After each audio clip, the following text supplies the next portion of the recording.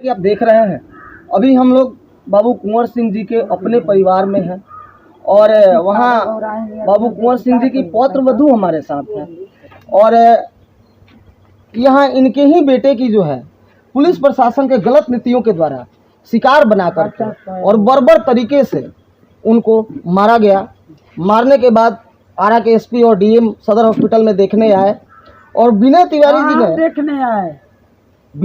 जी ने जिस आशा के तहत इनका पैर पकड़ा वैसा कुछ होता दिख नहीं रहा है, क्योंकि इतनी बड़ी घटना होने के बावजूद मौका बर्दाश्त से सारे पुलिस वाले तो फरार हैं ही, अभी तक एक थाना प्रभारी को भी एसपी साहब सस्पेंड नहीं कर पाए हैं। जबकि एसपी साहब ने माताजी को एक बात कहा कि आपका बेटा नहीं मेरा भाई भी था, और एसपी साहब यदि आप अपना भाई समझते हैं तो सबसे पहले तो देसी पुलिसकर्मियों को तत्काल गिरफ्तार किया जाए, और ये मांग हमारी नहीं सारी मीडिया जगत की है। आखिर एक बात बताइए साहब, कब तक देहात के लोग, ये पीछे के लोग या आगे के लोग, आज ये परिवार थोड़ा रसूखदार है, कुछ लोग जान गए, पता नहीं बिहार पुलिस कितने ऐसे लोगों को दिन पर दिन यातनाएं दे रही है और लोग जान भी नहीं रहे हैं। अभी हाल ही में बरुणा की एक घटना आई थी जिसमें थाना प्रभारी ने गोली मारा था युवक को, चलिए खुदा न खास्ते वो युवक बच गया, और ये भी जो घटना हुई है उससे कुछ अलग नहीं हुई है। आइए हम बबलू सिंह जी जो मृतक हैं, इत्तेफाक से हमारे बीच नहीं है, उनकी माता जी हमारे बीच हैं, हम उनसे बात करते हैं कि माँ का दर्द सुनिए। पहले बताइए माता जी कैसे क्या हुआ? अरे यहाँ पर जो वीर कुंवर सिंह के किला के अंदर सीआईटी वाले रखते थे, हमेशा दारू ताड़ी बेचते थे, शराब बेचते थे, हीरोइन बेचते थे, लड़कियों को ले आकर गलत सलत काम करते थे। मेरा बेटा उसका खिलाफ करता था। उस दिन भी यहाँ पर एक लड़की को ले आकर के गलत संबंध बना रहे थे, वही मेरा बेटा देखा, इसका विरोध किया, उस पर उसको मारपीट कर रहा था। तो हम दौड़ के गए वहाँ पर, देखे, अब उसको छुड़ाने लगे तो हमको धक्का मुक्की देकर गिरा दिया। उसके बाद उसे उठाकर कहाँ ले गया, दोनों तरफ गेट का ताला बंद कर दिया। मैं काफ़ी ढूंढी, लगभग 12 बजे तक मेरा लड़का नहीं मिला और दोनों तरफ किला का ताला बंद था। मैं अकेले थी और एक मेरा लड़का राजू था। उसके बाद में मैं काफ़ी प्रयास भी ढूंढने का नहीं मिला। दूसरे दिन में अनेक लोगों को ये बात बताई। उसके बाद दूसरे दिन करीब 1-1:30 बजे के समय में ये सूचना मिली कि बबलू सिंह का डेड बॉडी हॉस्पिटल में रखा हुआ किसी अन्य व्यक्ति के द्वारा। मैं वहाँ गई तो देखी कि बबलू यहाँ अस्पताल के गेट पर खड़ा हुआ है और वहाँ पर प्रभारी था और उसके साथ थे। हम उन लोगों से बोला कि आप लोगों ने मुझे सूचना क्यों नहीं दिया, तो प्रभारी बोला कि हम इस बारे में कुछ नहीं जानते। वहाँ का एक गार्ड था, उसके लोगों ने पूछा, हम भी पूछे तो बोला कि 4-5 आदमी मिल करके हॉस्पिटल के गेट पर बबलू को फेंक करके चले। अच्छा ये बताइए माता जी एक चीज़, आप ये बताइए कि आज ये जो बबलू सिंह के साथ हुआ, कहीं ना कहीं पहले से भी तो इस तरह की कोई शक या घटनाएं कुछ ऐसी हुई होंगी कि आज शक की सुई पुलिस वालों की तरफ जा रही है? आज से लगभग अक्टूबर में, डेट नहीं याद है मेरा। हाँ उम्र के अनुसार ठीक है, आप बात बताइए। FIR किए थे सीआईटी वाले के खिलाफ। उस समय भी एक लड़की को लेकर गलत काम कर रहा था और यहाँ का DSP थाना प्रभारी सब सीआईटी वाले को दारू हीरोइन नहीं बेचवाता है, यहीं से डिलीवरी होता है। इसी बात को लेकर अनबन हुई थी? अनबन हुई थी और एक लड़की को लेकर के घुसे हुआ था बबलू सिंह, उसका विरोध किया था। हम यहाँ नहीं, यहाँ की सारी हजारों जनता ने मीडिया के सामने कहा कि इस तरह की घटना लोग करते थे, काम करते थे गलत सलत, उसके खिलाफ बबलू सिंह लड़ता था। इसीलिए बबलू सिंह को यहाँ की एक GO भी टारगेट बनाई हुई थी। और उसके बाद सीआईटी वाला और इसमें के एक लक्ष्मण गार्ड उसका बेटा मिल करके बबलू सिंह को मार के हाथ तोड़ दिया था।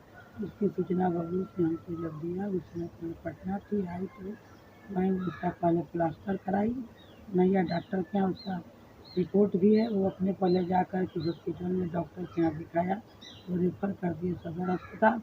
उसका मेरे पास सबूत है। वो FIR अभी तक जब हुआ है उसका पुलिस पर कोई कानूनी कार्रवाई नहीं हुई है। यदि ये कानूनी कार्रवाई उसमें हो गई रहती तो सीआईटी वाले को यहाँ के स्थानीय प्रशासन का मन नहीं बढ़ता। कहीं ना कहीं इसमें एसपी साहब का भी हाथ है, क्योंकि वो भी गलत सलत काम करवा रहे हैं और नीतीश कुमार का दबाव है। ये झूठा प्रचार कर रहे हैं कि बिहार में दारू बंद है। वो कहता है थाना प्रभारी जब हम गए FIR करने तो हमारे साथ भी दुर्व्यवहार किया, गलत सलत बात बोला। हम बोले आप लोग दारू क्यों बेचवाते हैं? बोले कि हाँ बेचवाएंगे, आपको जहाँ जाना है जाए, तुमको जहाँ जाना है जाओ।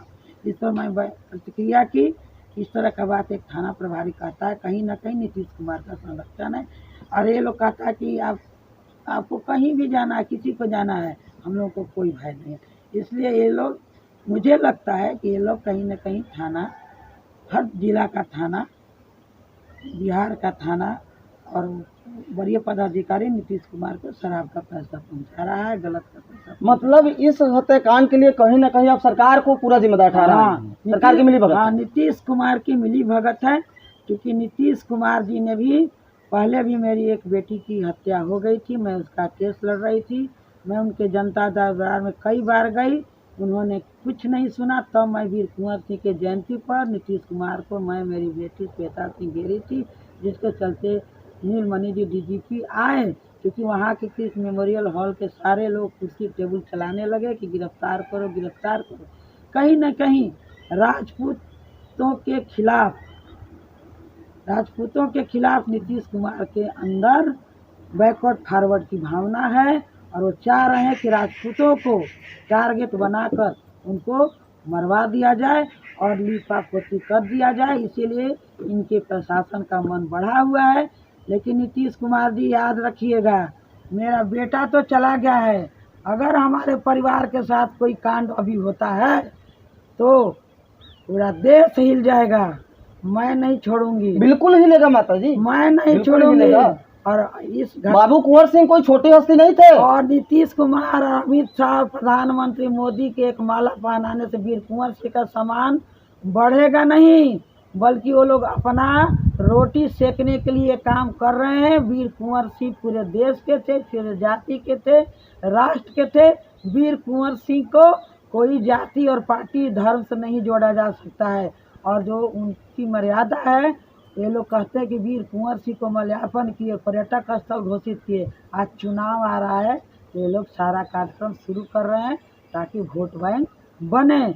हमारे राजपूत मंत्री कितने हैं और जाति के भी हैं। अमरेंद्र प्रताप सिंह खुद मेरे समधी हैं, उन्होंने मेरे बेटा का डेड बॉडी देखने नहीं आया और हमारा आँख के आंसू पोंछने नहीं आए। मैं भाजपा की पुरानी नेत्री भी हूँ, हिंदू युवा वाहिनी की प्रदेश अध्यक्ष भी हूँ और महिला कार्यकर्ता भी हूँ, सामाजिक कार्यकर्ता भी हूँ। ये दोनों सरकार भ्रष्ट है।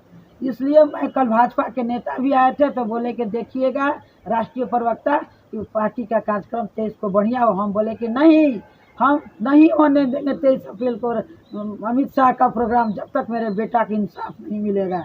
ये ढोंग है, ये नाटक है।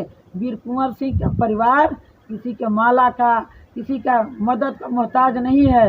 उसकी माँ उसके लिए सक्षम है, उसका समाज उसके लिए सक्षम है, देश उसके लिए सक्षम है, कोई नेता सक्षम नहीं है।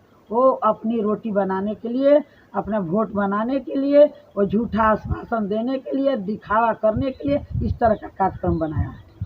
तो जैसा कि आप देख रहे हैं, ये एक माँ का दर्द भी था और इस दर्द में आक्रोश भी था। और दोस्तों, ये आक्रोश क्यों न रहे? क्या बाबू कुंवर सिंह जी ने अपना एक हाथ गंगा जी को इस देश के लिए इसीलिए दिया था और यही दिन देखने के लिए दिया था?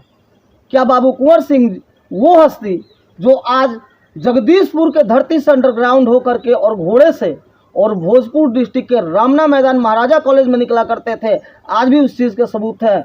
और अंग्रेज़ों से न जाने कितनी लड़ाइयाँ लड़ी और अंत में उनको जान गंवानी पड़ी। क्या इसी दिन के लिए उन्होंने जान दिया था कि उनकी आने वाली पीढ़ियाँ उनके ही देश में, उनके द्वारा दिलाए गए इस आज़ादी के अहम योगदान वाले देश में भी उनकी पीढ़ी यदि सलामत नहीं है, तो बताइए क्या ये जिम्मेवारी सरकार की, केंद्र सरकार की, राज्य सरकार की, क्या ये जिम्मेदारी नहीं है कि हमारे जो ऐतिहासिक धरोहरें हैं, या जो परिवार ऐतिहासिक धरोहरों से संबंध रखते हैं, उनके एक एक परिवार की रक्षा की जाए? मान्यवर, अगर देखा जाए तो हमारे देश में लगभग सैकड़ों ऐसी रियासतें हैं जिनके परिवार वाले, घर वाले आज नहीं हैं और उनका कोई वारिस नहीं है। आज ये परिवार बचा हुआ है, अपनी परंपरा को आगे ढो रहा है और उसमें भी आज सरकार पर इतना बड़ा गंभीर आरोप लग रहा है। नीतीश कुमार जी को सामने आकर के इस पे अपना संज्ञान लेना चाहिए। साथ ही भाई नरेंद्र मोदी जी से भी आग्रह है कि वीर कुंवर सिंह बिहार के संपत्ति नहीं थे, वो पूरे देश, पूरे राज्य, अगर कहा जाए तो पूरे गणराज्य के संपत्ति थे। और एक बार बाबू कुंवर सिंह जी के नाम पर भी प्रधानमंत्री मोदी जी को भी इस मामले का संज्ञान जरूर लेना चाहिए। हम ये नहीं कहते हैं कि क्या गलत हुआ क्या सही हुआ, लेकिन ये जरूर कहते हैं कि जो भी हुआ सच जनता के सामने आना चाहिए और किसी शर्तों पे आना चाहिए। प्रशासन के द्वारा जो दोहरी नीति अपनाई जाती है, आजकल जो ट्रेंड चला है कि गैर कानूनी काम कानूनी तरीके से कर देंगे, इस ट्रेंड को ख़त्म करना है। और आने वाले समय में ज़्यादा समय नहीं बचा है कि पश्चिम बंगाल वाली हालत बिहार की होने जा रही है। जैसा कि आप लोग देख रहे हैं, आए समय में पुलिस किसी को उठा के मार दिया, आवत समय पर होने वाली घटनाएं, कोई जेल के अंदर डंडे से मर जाता है, किसी को थाना प्रभारी, हाँ, किसी का थाना प्रभारी जो है गोली मार देता है। कौन सी सुशासन व्यवस्था नीतीश जी चला रहे हैं और हमारे राज्य के अंदर है, ये तो हमारी जनता विचार कर ही रही है। लेकिन साथ में वो खून के धब्बे जो इस किले परिसर में गिरे हुए हैं, साथ में वो पुलिस वाले जो परिसर छोड़ के भागे हुए हैं, साथ में वो बाइक जो वहाँ खड़ी है, साथ में वो चाबी जो खून के निशान के पास पड़ी है, क्या ये चीज़ें, ये सबूत पर्याप्त नहीं है अपराधियों को पकड़ने के लिए? और साहब, आपकी पुलिस तो फॉरेंसिक का एक्सपर्ट मानती है आपको, यहाँ बहुत सारे खून धब्बे और निशान हैं। एक बार फॉरेंसिक लैब में कलेक्ट करा के चेक करा लीजिए ना साहब। आज जनता जो है अब धीरे धीरे इन बातों से उब रही है, जनता सुनने के मूड में नहीं है। आप जल्दी से इसका निदान करें, अन्यथा ये लोग आंदोलन की तरफ जाने को तैयार हैं। और हम एक मीडिया होने के नाते अपना कोई भी निजी विचार आपसे शेयर नहीं करते, लेकिन ये भी कहते हैं कि जहाँ जहाँ जनता की जो कुछ ज़रूरत होगी, वहाँ न्यूज़ 555 डेज खड़ा नजर आएगा। Rakesh Kumar Pandey, news 555 days, Jagdishpur, Bhojpur.